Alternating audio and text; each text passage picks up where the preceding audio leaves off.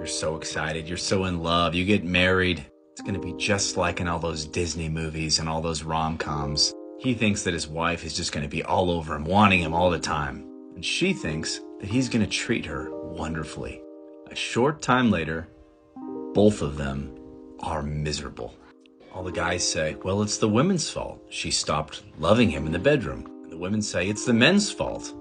He stopped dating her and courting her. A lot of people don't know where the real fault lies.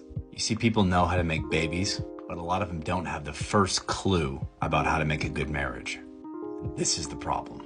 They do what their parents did, and their parents do what their grandparents did. And it just so happens that that set of behaviors is a perfect recipe for a terrible marriage. Dozens, maybe hundreds or even thousands of generations of miserable marriages. Now, don't learn the wrong things. People think, oh, it's just because men are bad or women are bad. That's just a sexist cop-out. Of course, there are bad men and women out there, but there are plenty of people who have amazing marriages, who are very happy, and in their lineage have had generations of happy marriages. They have a different set of behaviors, and they just do what their parents did, and their parents do what their grandparents did, and so on and so forth. Lineages of happy marriages, of people having children.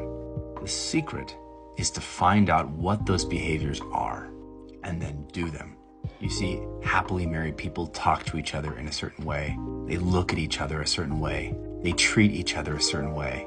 And unhappy married people don't know what those ways are. So they just do what their parents did, and disaster follows. So if you are married to a person who is a terrible marital partner, they probably just learned the wrong set of behaviors. All of their instincts and habits are terrible. Changing is going to require learning and training. It's totally possible. I tried to gather all these behaviors together and put it in a book.